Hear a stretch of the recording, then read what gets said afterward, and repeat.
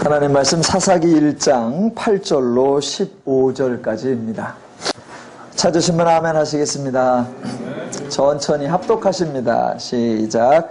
유다 자손이 예루살렘을 쳐서 점령하여 칼날로 치고 그 성을 불살랐으며 그 후에 유다 자손이 내려가서 산지와 남방과 평지에 거주하는 가나안 족속과 싸웠고 유다가 또 가서 헤브론에 거주하는 가나안 족속을 쳐서 세세와 아히만과 달메를 죽였더라. 헤브론의 본 이름은 기럇 아르바였더라. 거기서 나아가서 드빌의 주민들을 쳤으니 드빌의 본 이름은 기럇 세벨이라. 갈렙이 말하기를 기럇 세벨을 쳐서 그것을 점령하는 자에게는 내 딸 악사를 아내로 주리라 하였더니 갈렙의 아우 그나스의 아들인 온니엘이 그것을 점령하였으므로 갈렙이 그의 딸 악사를 그에게 아내로 주었더라. 악사가 출가할 때에 그에게 청하여 자기 아버지에게 밭을 구하자 하고 나귀에서 내림에 갈렙이 묻되 내가 무엇을 원하느냐 하니 이르되 내게 복을 주소서. 아버지께서 나를 남방으로 보내시니 샘물도 내게 주소서 하매 갈렙이 윗샘과 아랫샘을 그에게 주었더라. 아멘.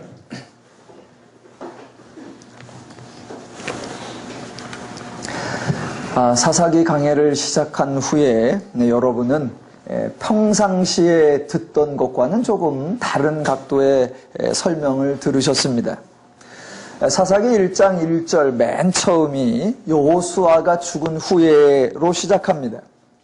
그렇다고 해서 여호수아가 죽었다는 사실이 전혀 중요한 것이 아니라고 했습니다.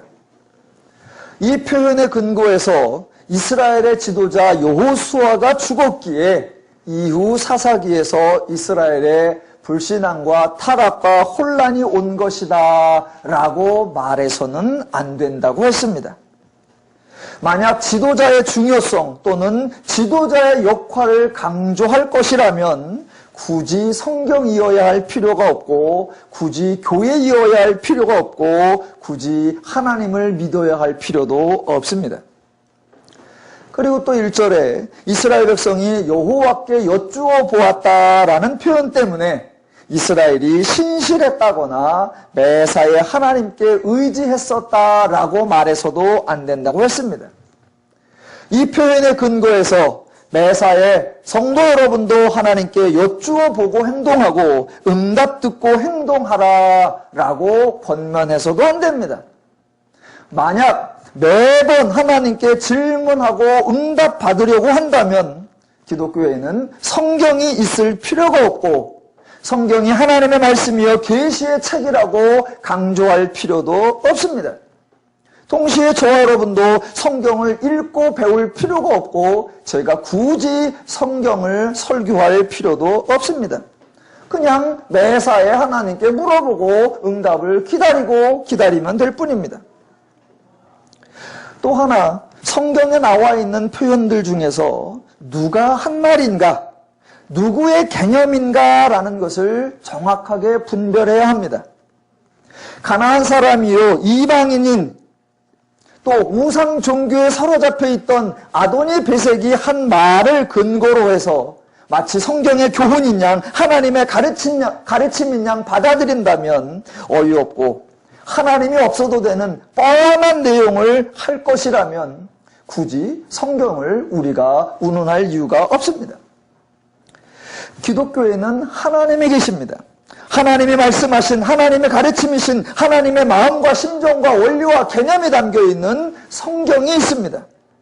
그렇다면 기독교는 성경의 가르침은 세상의 교훈과 달라야 하고 세상의 가르침과 달라야 하고 세상의 이런저런 훈계와 달라야 합니다. 그 차이점을 분별하지 못한다면 성경을 읽고 배울 이유가 없습니다.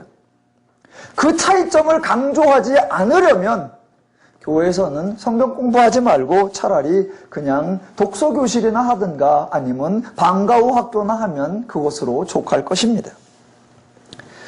엊그제 교계 언론을 살펴보니까 성도이면서 교회에 출석하지 않는 성도, 그런 성도를 가나안 성도라고 합니다. 가나안을 뒤집으면 안 나가갑니다. 그래서 교회에 출석하지 않는 가나안 성도가 자그마치 100만 명이라고 합니다. 그래서 그 설문조사에 응한 사람들 중에 왜 교회에 안 나갑니까? 라고 질문했더니 성도들 왈 새로울 것이 없다라는 거였습니다. 너무나 안타까운 현실입니다. 많은 성도님들이 예배 시작할 때 교회에 들어오셨다가 설교 시작할 때 주침 준비를 하십니다. 왜? 들을 게 없다는 거지요. 설교가 세상의 교훈과 다르지 않다는 거지요. 다 알고 있는 얘기를 반복한다는 거지요. 들어보니 복음이 아니더라는 거지요. 오늘은 성경에서 성경에만 나오는 세상의 교훈과는 전혀 다른 하나님의 진리를 함께 배워보도록 하겠습니다. 사사기 1장의 주요 줄거리는 가나안 정복입니다. 그런데 가나안 정복에 관해서, 가나안을 정복하는 전쟁에 관해서 하나님의 관점과 이스라엘 백성들의 관점이 극명하게 대조된다는 것입니다. 하나님은 가나안에 입성하는 것에 대하여 정복이라는 표현을 쓰지 않으시고 전쟁하라고 말씀하시지도 않고 이스라엘에게 싸우라, 이기라, 승리하라 라고 명령하시지도 않습니다. 가나안 입성에 대하여 하나님의 말씀은 2절에 나오는 대로 내가 이 땅을 그의 손에 넘겨주었노라. 4절 여호와께서 가나안 족속과 브리스 족속을 그들의 손에 넘겨주시니, 즉 하나님이 넘겨주셨다라고 말씀하십니다. 이스라엘이 싸워야 하는 전쟁이 아니고 이스라엘이 승리해서 빼앗아야 하는 정복이 아닙니다. 하나님이 주셨다라는 것입니다. 그러니까 이 하나님의 말씀을 이해하기 위해서는 가나안 사건의 전모를 좀 파악하셔야 합니다. 가나안 사건은 어느 날 갑자기 발생한 사건이 아닙니다. 모세에 의하여 시작된 것도 아니고 여호수아가 진행하던 사건도 아닙니다. 전적으로 하나님께서 아브라함에게 약속하셨던 사건입니다. 하나님이 가나안 땅을 주시겠다고 약속하셨기에 약속된 시간이 임함에 드디어 이스라엘 백성이 가나안에 도착하게 되었고, 하나님의 약속대로 하나님의 말씀대로 하나님은 가나안을 이스라엘에게 넘겨주셨다라고 말씀하십니다. 만약 하나님이 넘겨주셨다는 것 이외에 다른 것을 강조한다면 그것은 하나님의 약속을 헛된 것으로 만드는 것이요 하나님의 사역을 무용한 것으로 모욕하는 것입니다. 하나님이 주시겠다고 약속하셨고 그 말씀대로 하나님이 주셨기에 가나안 입성에 대하여는 하나님이 주셨다라는 사실을 강조함으로 하나님의 신실하심, 하나님의 책임성, 하나님의 능력을 드러내는 것, 그것이 옳습니다. 그래서 하나님의 관점에서 사사기 1장이 기록되었다면 현재의 기록과는 조금 달라야 합니다. 예를 들면 8절은 이렇게 되어 있어야 합니다. 유다가 예루살렘에 올라가서 인수하니라. 9절은 그 후에 유다 자손이 내려가서 산지와 남방 횡지에 거주하는 가나안 족속을 접수하고 유다가 또 가서 헤브론에 거주하는 가나안 족속을 넘겨받았더라라고 나와야 합니다. 가나안 땅을 정복하는 과정에 대해 여호수아에서도 기록이 나오는데 여호수아서 기록을 두어 군데만 확인해 보면 이렇습니다. 제가 읽어드리겠습니다. 8장 1절 내가 아이 왕과 그의 백성과 그의 성읍과 그의 땅을 다 내 손에 넘겨주었으니 11장 6절 여호와께서 여호수아에게 이르시되 그들로 말미암아 두려워하지 말라. 내일 이맘때에 내가 그들을 이스라엘 앞에 넘겨주어 몰살시키리니. 그래서 8절 여호와께서 그들을 이스라엘의 손에 넘겨주셨기 때문에 그들을 격파하고 라고 나옵니다. 예, 모두 하나님이 주셨다고 말합니다. 하나님이 넘겨주신 것이기에 가나안 정복 사건 중에 전쟁 영웅이 등장하지 않습니다. 하나님이 주셨기에 승리한 것이기에 다른 승리 전략이 소개되어 있지 않습니다. 하나님이 주신 것이기에 이스라엘 백성들이 이겼다고 승리의 축제가 등장하지 않습니다. 하나님이 주셨기에 인간의 논공 행상이 전혀 없습니다. 어떻게 가나안에 입성할 수 있었는가? 하나님이 넘겨주셨다라는 것입니다. 이렇게 설명을 드리면 여러분 마음에 한 가지 궁금증이 드시죠? 드신다고 하세요, 그냥. 자, 이스라엘이 가나안을 정복하는 모습에 대해서 싸움에서 승리하였다 또는 전쟁에서 승리하였다라는 표현을 쓰지 않고 하나님이 넘겨주셨다라고 표현한다면 이스라엘이 전쟁에서 패하는 것에 대해서는 어떻게 표현되어 있을까? 바로 그게 궁금하셨었죠? 네. 그렇게 궁금하신 만큼 정답도 이미 예상을 하시죠? 그 정답을 읽어드리겠습니다. 사사기 2장 이후에 넘어가 보면 이스라엘 백성들이 이방인의 압제를 받는 장면들이 나옵니다. 압제를 받는 거 일반적으로 말하면 이방인과의 전쟁에서 패한 것이고 가나안과의 싸움에서 진 것입니다. 전쟁에서 패했고 싸움에서 졌는데 하나님의 관점으로는 전혀 다르게 표현된다는 겁니다. 뭐라고 나오느냐? 하나님이 팔았다라고 나옵니다. 사사기 2장 14절 여호와께서 이스라엘에게 진노하사 노략하는 자의 손에 넘겨주사 그들이 노략을 당하게 하시며 또 주위에 있는 모든 대적의 손에 팔아 넘기심에 그들이 다시는 대적을 당하지 못하였으며 사사기 3장 8절 여호와께서 이스라엘에게 진노하사 그들을 메소보다미아 왕 구산 리사가임의 손에 파셨으므로 사사기 10장 7절 여호와께서 이스라엘에게 진노하사 블레셋 사람들의 손과 암몬 자손의 손에 그들을 파심에. 성경이 재미있다고 동의하시는 분 아멘. 아멘. 재밌잖아요. 싸움에서 이겼다라고 하지 아니하고 하나님이 넘겨주셨다. 이스라엘이 졌다라고 하지 아니하고 하나님이 팔으셨다. 하나님이 이스라엘을 팔아먹으셨대. 얼마 받으셨을까요? 하나님 별명이 브로커이십니까? 그러니까 성경의 표현이 얼마나 독특하고 성경의 표현이 얼마나 재미있는가? 왜 그런 표현이 나오는가? 어떤 관점을 가지고 누구의 안목으로 보기에 그런 것들 여러분이 분별하셔야 됩니다. 하나님이 팔아넘기셨다. 또 다른 표현도 있습니다. 사사기 6장 1절 이스라엘 자손이 또 여호와의 목전에 악을 행하였으므로 여호와께서 7년 동안 그들을 미디안의 손에 넘기시니. 예. 이스라엘이 승리할 때는 하나님이 이방인들을 이스라엘에게 넘겨주셨다라고 말하고 이스라엘이 불신앙할 때에는 반대로 하나님이 이스라엘을 미디안의 손에 넘겨주셨다라고도 말합니다. 사사기 13장 1절에도 이스라엘 자손이 다시 여호와의 목전에 악을 행하였으므로 여호와께서 그들을 40년 동안 블레셋 사람의 손에 넘겨주시니.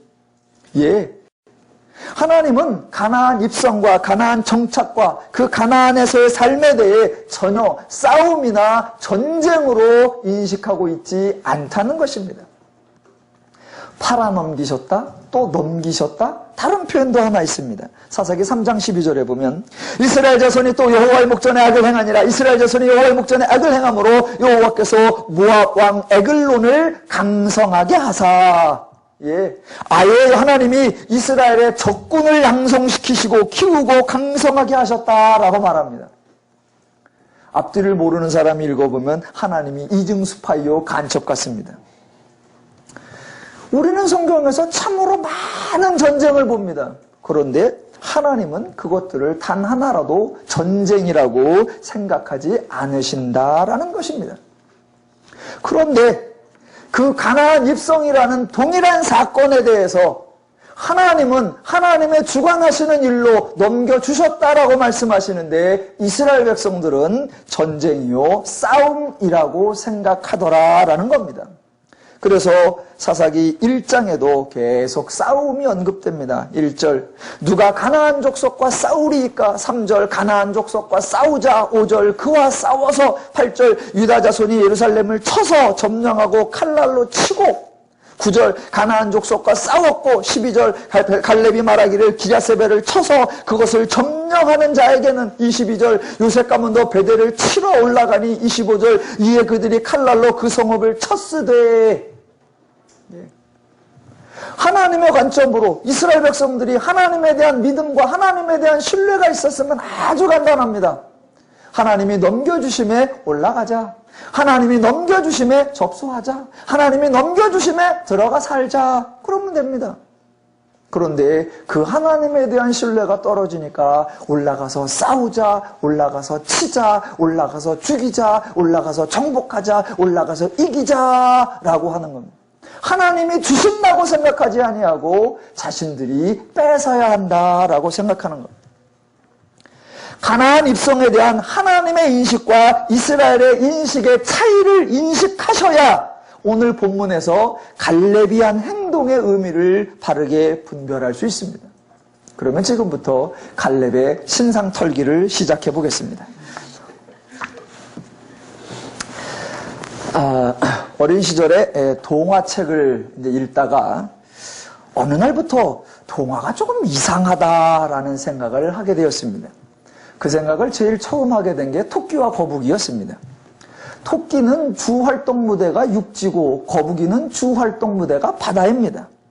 그러면 둘이 시합을 하는데 이상하더라는 거죠.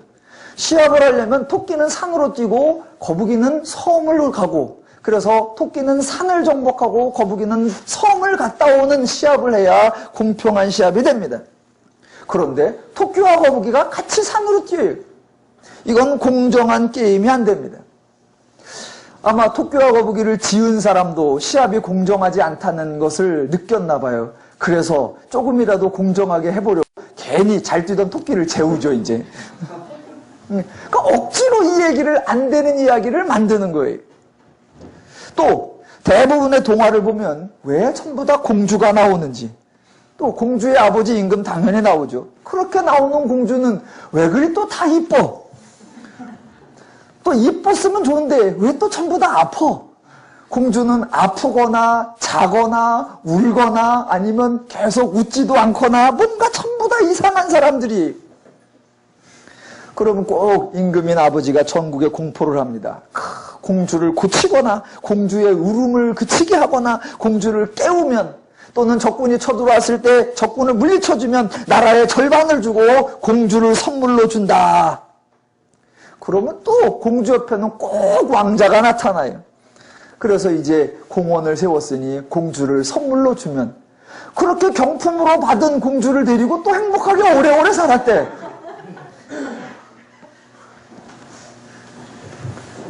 그때는 어머 좋아라 그랬는데 철들고 나서 동화를 읽어보니 도무지 말이 안 된단 말입니다. 공주는 전부 다 인격체가 아니라 마치 인형 같습니다.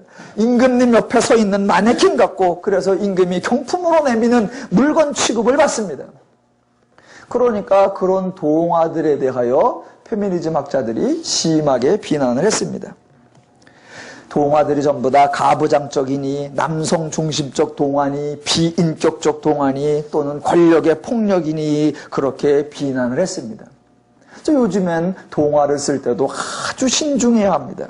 그래서 동화에는 항상 인격적이어야 되고 양성평등이 드러나야 되고 그의 소중성이 늘 강조되어야 합니다. 세상의 문화도 이렇게 달라지고 있는데 어이없게도 성경에 동화 같은 비인격적이고 무인격적인 이야기가 등장할 때가 있습니다. 그러니 동화를 비판하던 사람들이 당연히 성경에 대해서도 신랄한 비판을 하는 경우가 있습니다. 그런 얘기가 성경에 나옵니다. 오늘 갈렙의 경우도 그와 같은 경우예요. 그러면 과연 성경에서 그런 이야기, 그런 사건들은 왜 등장을 할까? 오늘도 갈렙이 어떤 성을 점령하는 자에게는 자기 딸 악사를 선물로 준다라고 말합니다. 성경에 이런 사건이 달랑 한 번 나오는 것이 아니라 적어도 3번이 나옵니다. 그러면 그런 사건이 나오면 이 사건을 어떻게 풀어야 하나 잘 설명해 줘야 하는데, 안타깝게도 교회들에서 그런 장면들을 바르게 분석하는 대신 무조건 옳다고, 무조건 정당하다고, 긍정적으로 바람직한 행동으로 설명을 했습니다. 혹시 누가 이거 좀 이상하지 않아요? 라고 질문하면 심하게 하나님은 독재이시다, 따지지 마라 라고 말하거나 기독교는 신본주의다, 그러니 무조건 순종하라 라고 억지 주장을 했습니다. 과연 성경에는 왜 이런 이야기가 나오고 또 이런 이야기가 나올 때 성도는 어떻게 설명을 해야 할까? 우선 성경에 그런 장면이 나오는 몇 곳을 확인해 보겠습니다. 자, 오늘 본문 사사기 1장 12절. 갈렙이 말하기를 기랴세벨을 쳐서 그것을 점령하는 자에게는 내 딸 악사를 아내로 주리라 하였더니 갈렙의 아우 그나스의 아들이 온니엘이 그것을 점령하였으므로 갈렙이 그의 딸 악사를 그에게 아내로 주었더라. 아니, 아버지는 딸을 자기 마음대로 누구에게 팍팍 줘도 됩니까? 제가 악사를 직접 만나보지는 않았지만 아마 무슨 심각한 질병이 있던가 워낙 시집을 못 간 그런 사람이었던가 그럴 수 있을지도 모르겠습니다. 또 선물로 주는 것만 좋아할 게 아니라 선물 받는 온니엘의 입장도 생각해 봐야죠. 온니엘은 과연 좋아할까? 자, 비슷한 장면이 한 군데 더 나옵니다. 사무엘상 17장에 가보면 다윗과 골리앗이 싸우는 장면이 나옵니다. 그 중에 25절에 이렇게 나옵니다. 이스라엘 사람들이 이르되 너희가 이 올라온 사람을 보았느냐? 참으로 이스라엘을 모욕하러 왔도다. 그를 죽이는 사람은 왕이 많은 재물로 부하게 하고 그의 딸을 그에게 주고 그 아버지의 집을 이스라엘 중에서 세금을 면제하게 하리라 하시니라. 그러자 사무엘상 18장 17절 사울이 다윗에게 이르되 내 맏딸 메랍을 내게 아내로 주리니 오직 너는 나를 위하여 용기를 내어 여호와의 싸움을 싸우라. 왕은 그래도 돼요? 메랍은 내가 없어요? 다윗은 그냥 살아야 돼요? 더 심한 경우도 있습니다. 앞으로 살펴볼 사사기 11장에 나오는데 입다라고 하는 사람이 전쟁에 나가면서 서원하는 장면입니다. 30절.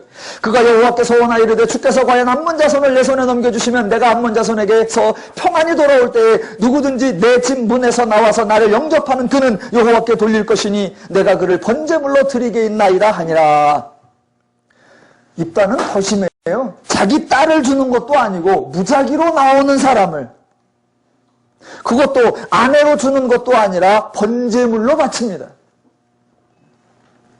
아니, 전쟁에 이겨서 승리하고 돌아오는 자들을 환영하러 뛰어나가다가 무슨 날벼락이에요. 그러니까 성경에 어떤 사건이 나오면 그 사건이 왜 나오는가, 그 사건을 누가 하는가, 그 사건을 하는 자의 인식과 개념과 사고방식이 옳은 것인가, 성경은 지금 그 사건을 우리의 모델로 주려고 하는가 아니면 틀렸다는 걸 지적해 주려고 하는 것인가 잘 분별해내야 합니다. 자, 결론부터 먼저 내드리겠습니다. 이 사건에 등장하는 갈렙의 행동은 이스라엘의 불신앙을 증명하는 행동입니다.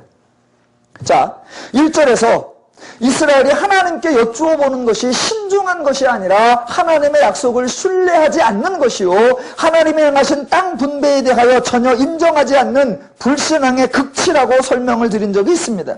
그와 마찬가지로 갈렙의 행동도 가나안의 입성과 정착이 하나님이 약속하신 대로 넘겨주시는 것, 그것과 극단적으로 대조되는 조치로서 이스라엘의 불신앙의 절정을 보여주는 겁니다. 자, 사사기 1장은 앞으로 사사기 총 21장까지 전개되는 내용들의 단서를 제공하는 겁니다. 그런데 사사기에서 계속적으로 등장하는 불신앙과 우상숭배는 중간에 어떤 계기가 있어 새로운 모습이 아니라 원래 이스라엘이 이랬다, 죄인들의 한계가 이거다라는 사실을 1장 1절부터 까발리고 있는 겁니다. 그런데 사람들은 종종 오해를 합니다. 이스라엘이 원래 모세가 있거나 또는 여호수아가 있을 때는 신앙이 좋았어. 그런데 여호수아가 죽자 신앙적 리더와 책임자와 지도자가 없어지자 믿음이 타락하고 불신앙이 생겼다라고 오해를 한단 말입니다. 그 오해를 왜 하느냐? 사사기 2장 6절로부터 10장을 보고 오해를 합니다. 한번 읽어보겠습니다. 사사기 2장 6절로 10절. 저희가 한번 읽어보겠습니다. 전에 여호수아가 백성을 보내매 이스라엘이 자손이 각기 그들의 기업으로 가서 땅을 차지하였고 백성이 여호수아가 사는 날 동안과 여호수아 뒤에 생존한 장로들 곧 여호와께서 이스라엘을 위하여 행하신 모든 큰 일을 본 자들이 사는 날 동안에 여호와를 섬겼더라. 여호와의 종 눈의 아들 여호수아가 110세의 죽음에 무리가 그의 기업의 경내 에브라임 산지 가스산 북쪽 딥낫 헤레스에 장사하였고 그 세대의 사람도 다 그 조상들에게로 돌아갔고 그 후에 일어난 다른 세대는 여호와를 알지 못하며 여호와께서 이스라엘을 위하여 행하신 일도 알지 못하였더라. 이렇게 기록되어 있으니까 다 이런 줄로 압니다. 그래서 여호수아가 살았을 때까지는 그래도 믿음이 좋았어. 그런데 여호수아가 죽자, 또 여호수아와 함께 가나안 정복에 앞장섰던 갈렙이 죽자 이스라엘이 타락했다라고 생각합니다. 전혀 그렇지 않습니다. 오늘 1장에 나오는 갈렙의 행동에서 이스라엘의 믿음 좋은 모습이 아니라 이미 갈렙 때도 얼마나 하나님에게서 멀어져 있었는가라는 것을 보여줍니다. 갈렙은 신앙인의 모습을 보여주는 것이 아니라 불신앙의 모습을 보여주고 있습니다. 제가 설교 처음에 가나안 입성에 대한 하나님의 관점과 이스라엘의 관점이 전혀 다르다라고 대조해 드렸습니다. 단순히 관점의 차이가 아니라 하나님이 넘겨주시는 것을 자신들이 이겨서 얻는 것으로 생각하는 것, 그것이 불신앙이요 하나님을 모욕하는 것입니다.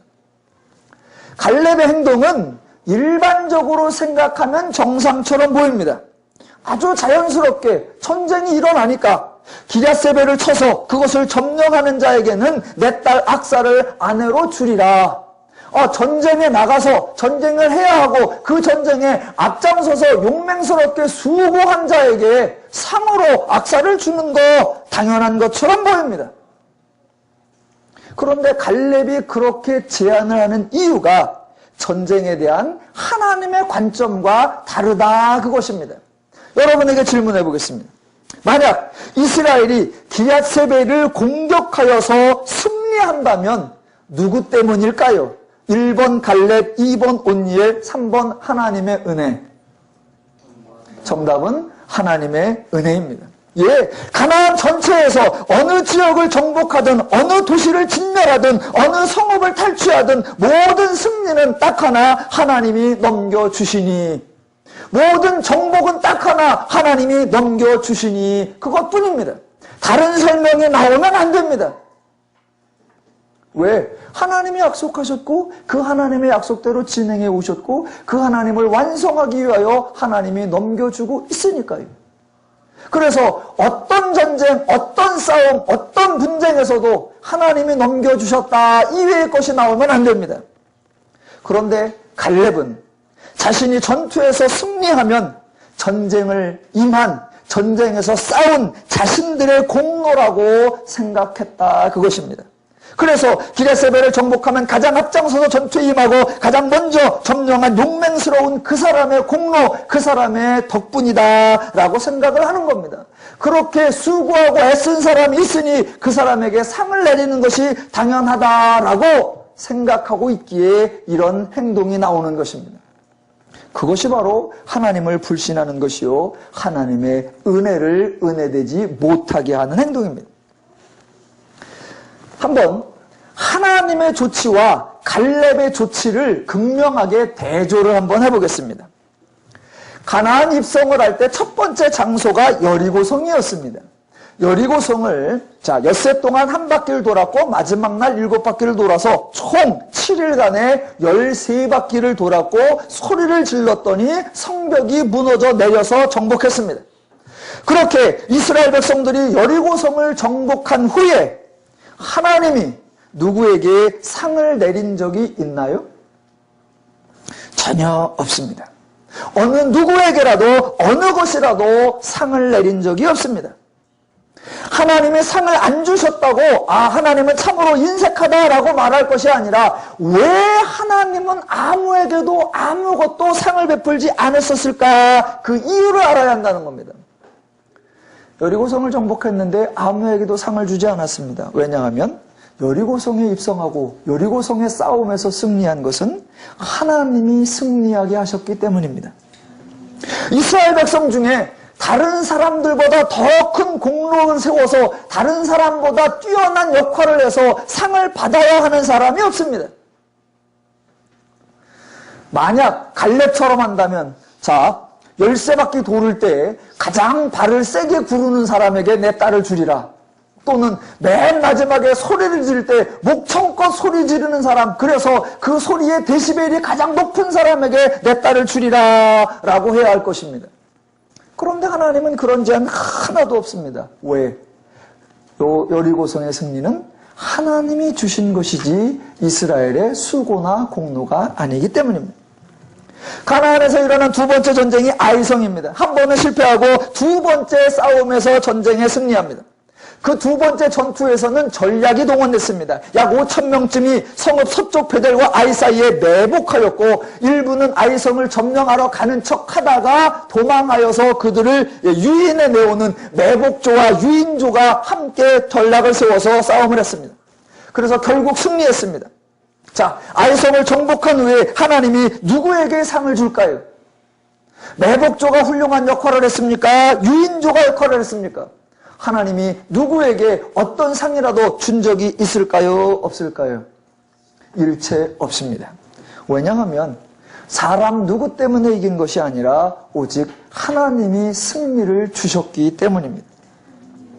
여호수아 전체를 생각해 보아도 마찬가지입니다. 흔히 가나안 입성의 총 책임자를 여호수아 장군이라고 생각합니다. 여호수아가 용맹스러웠고 여호수아가 전략가였고 여호수아가 지략가였다고 생각을 합니다. 과연 그럴까요? 여호수아서에서 가나안 입성이 완료된 후에 하나님께서 그 총대장 여호수아에게 다른 백성들과 구별되는 공로를 인정하여 별도로 내린 훈장이나 상이 있을까요? 없을까요? 일체 없습니다. 다른 사람보다 여호수아 너는 지도자로서 장수로서 앞장섰으니 우물을 하나 더 가져라 없습니다. 땅을 한 평 더 가져라 없습니다. 하나님도 전쟁에서 여호수아를 다 써먹다가 이기고 나니까 버리십니까? 하나님도 토사구팽하십니까? 아니요. 여호수아 때문에 승리한 것이 아니라 전적으로 여호와께서 가나안을 이스라엘 사람들 손에 넘겨주셨기 때문인 것입니다.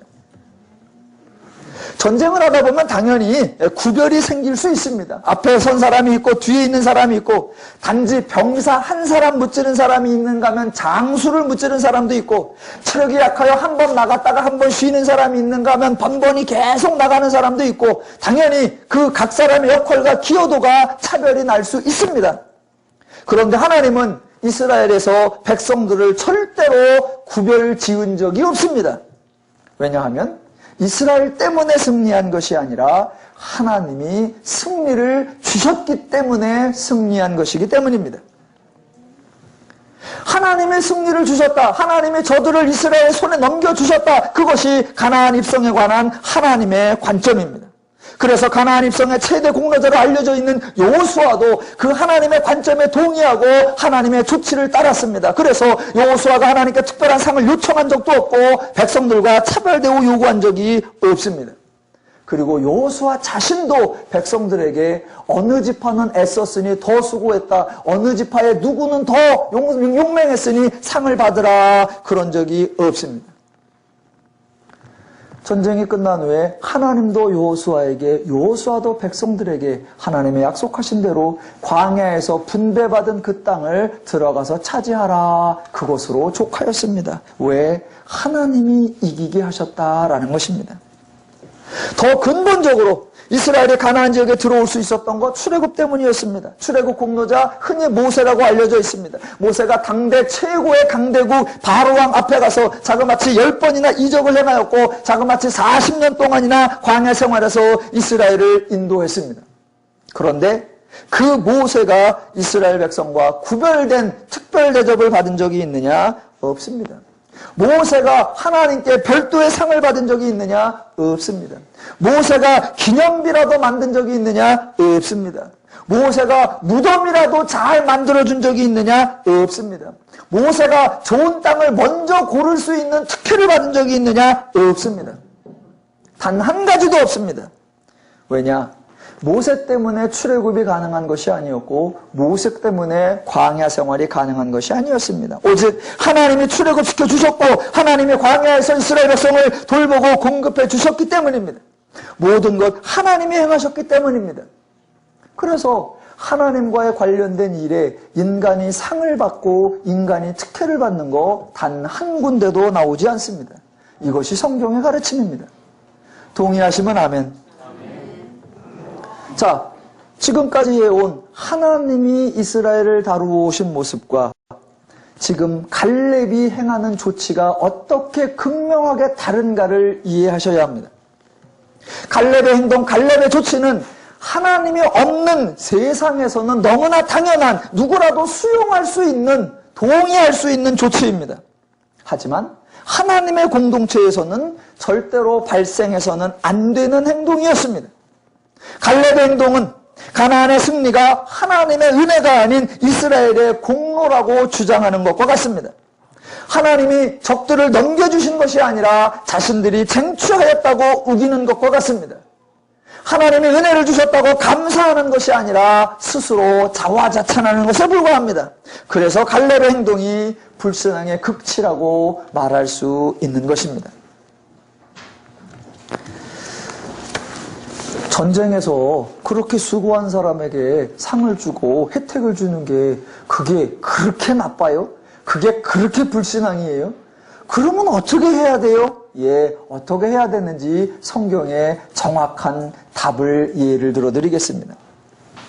갈렙의 조치와는 정반대되는 경우, 즉 전쟁을 했음에도 불구하고 각각의 차별적 역할이 있었음에도 불구하고 절대적으로 하나님이 승리하게 하셨음을 인정하는 경우에는 어떻게 해야 하는지 그 좋은 예가 사무엘상 30장에 나옵니다.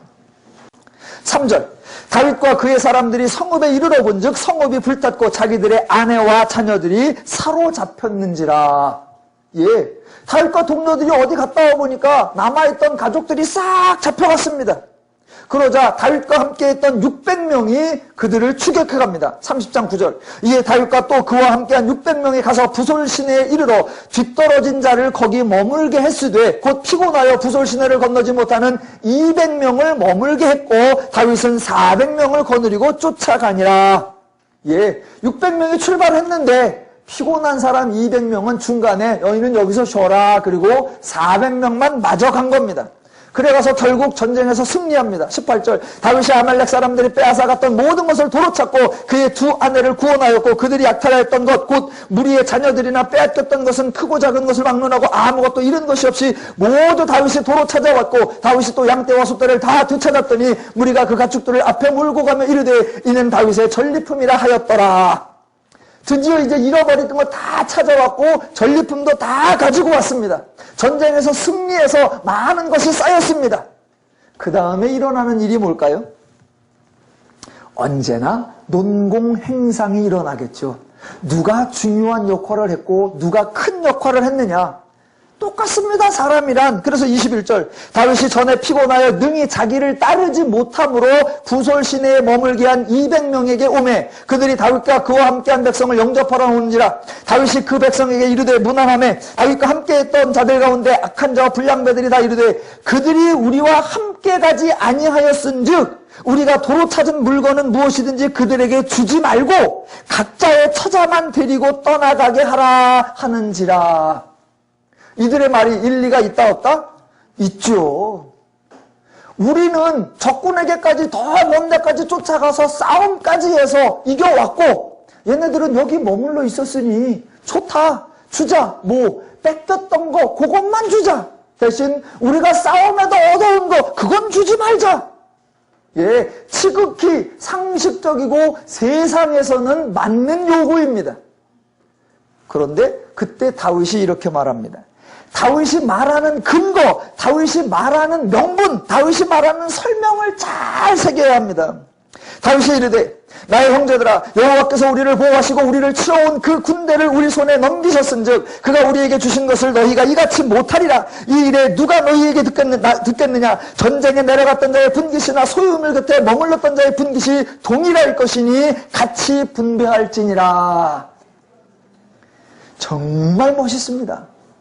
혹시 장수들 중에는, 혹시 백성들 중에는 차별을 두자고 요구할 수 있습니다. 정당하다고 할 수 있습니다. 그러나 하나님의 지도자는, 하나님을 인정하는 사람들은 전쟁에서의 승리나 어떤 일이 성취되었을 때 오직 하나님의 은혜임을 강조해야 합니다. 그것이 하나님의 사람, 하나님의 백성, 하나님의 성도들이 보여주어야 하는 모습입니다. 보세요. 갈렙과 어떻게 대조가 되는지 구별이 되시죠? 지금 갈렙은 그 먼저 나가서 용맹스럽게 싸움한 자에게 자기 딸 악사를 선물로 주리라 라고 하는데, 왜요? 자기들이 싸워서 누군가 더 용맹스럽게 싸운 그 사람의 공로이니까 그걸 인정해 주어야 한다라는 조치이고, 다윗은 실제로 그런 행동이 일어났을지라도 우리의 싸움 때문에, 우리의 전략 때문에 이긴 것이 아니라 하나님이 넘겨주셨기 때문에 이긴 것이기에 하나님의 은혜 앞에 인간의 공로를 따질 수 없다라고 설명하는 겁니다. 단순한 하나의 조치를 비교하는 것이 아니라 하나님의 존재를 인정하고 하나님의 일하심을 인정하고 하나님의 은혜를 인정하느냐, 그것입니다. 다윗도 전쟁에 동참했고 다윗도 힘들게 싸움했습니다. 인간의 수고가 없었던 것이 아닙니다. 그러나 철저하게 하나님이 이기셨다, 하나님이 이기게 하셨다라고 고백하는 겁니다.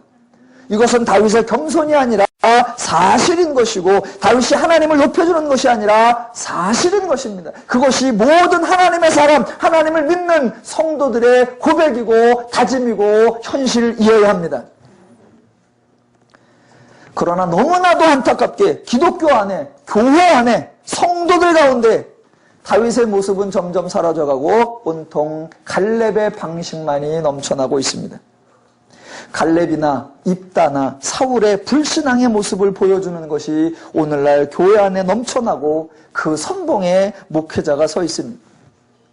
이스라엘의 악한 자나 불량배가 한 제안을 오늘날은 목회자들이 먼저 제안합니다. 이번에 교회에서 중요한 행사가 있습니다. 이 행사에 수고하는 사람에게는 교회에서 큰 상을 내리도록 하겠습니다.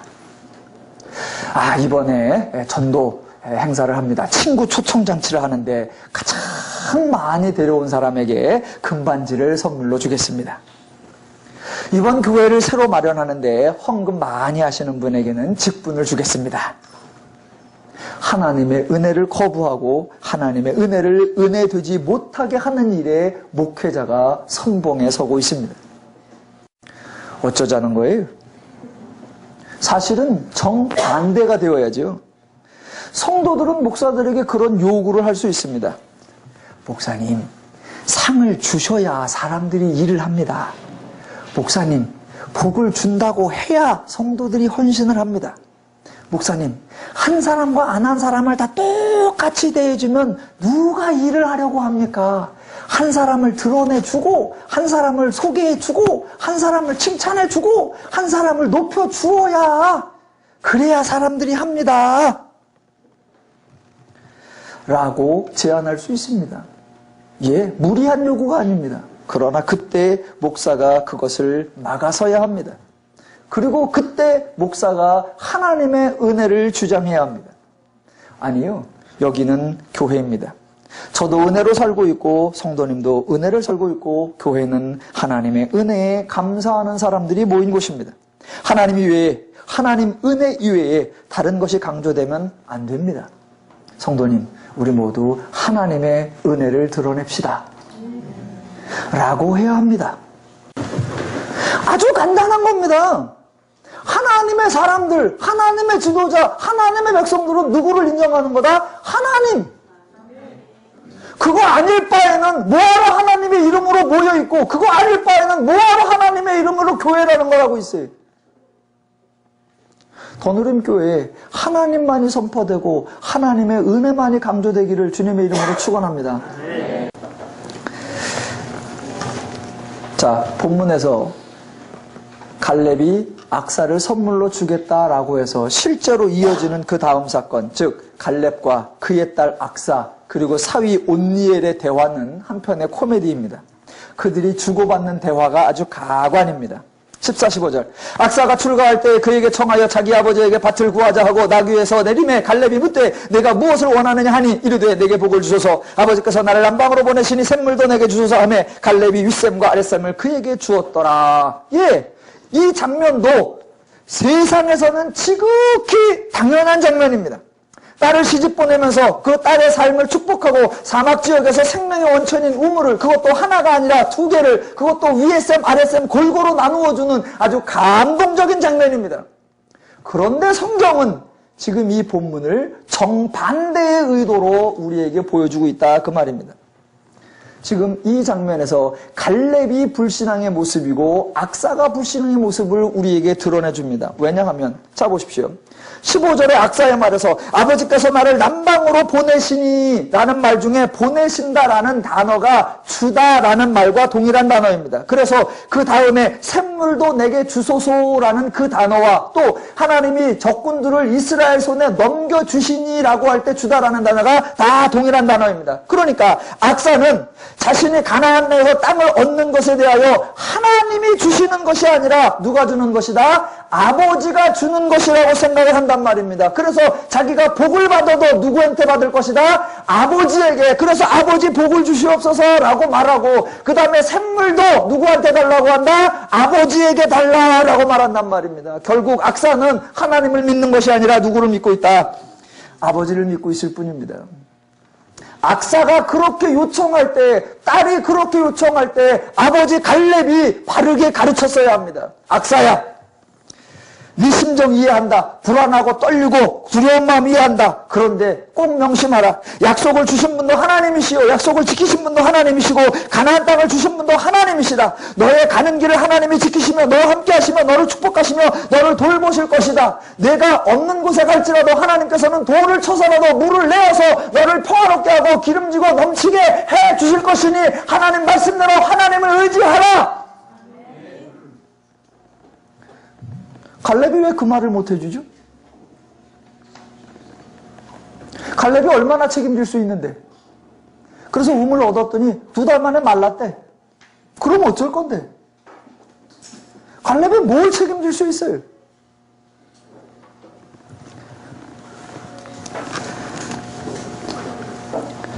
혹자들은 본문에서 갈렙의 행동에 대해 자신의 딸 또는 여성을 비인격적으로 대했다고 비난을 하기도 합니다.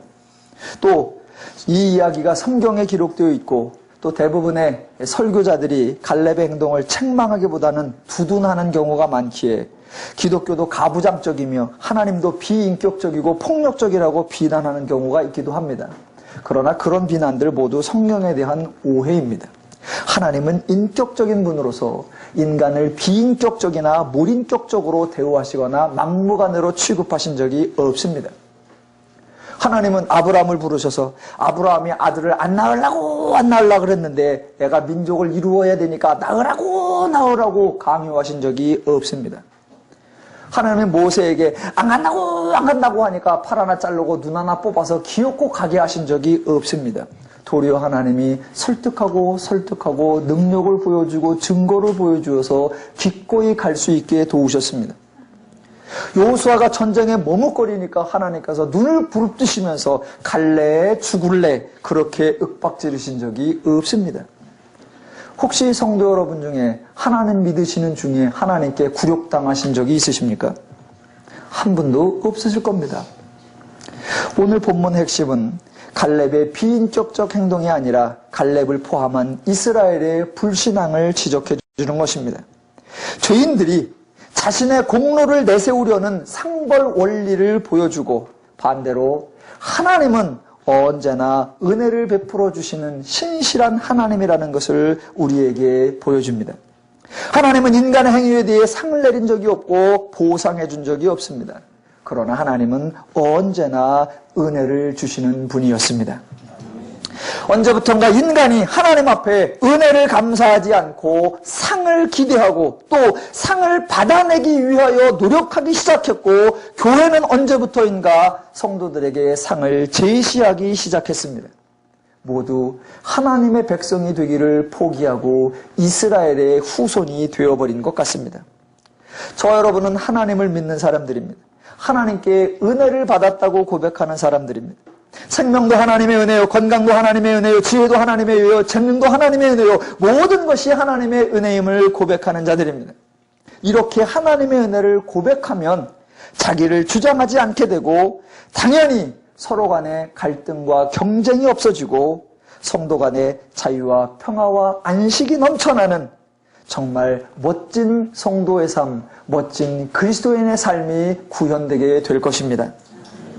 기독교가 하나님을 강조하는 최종 목적이 인간을 무시하고 하나님을 영화롭게 하는 것이 아니라 하나님의 은혜를 강조함으로 모든 인간이 차별이 없게 하고 화목하게 하는 하나님의 지혜인 줄로 믿습니다.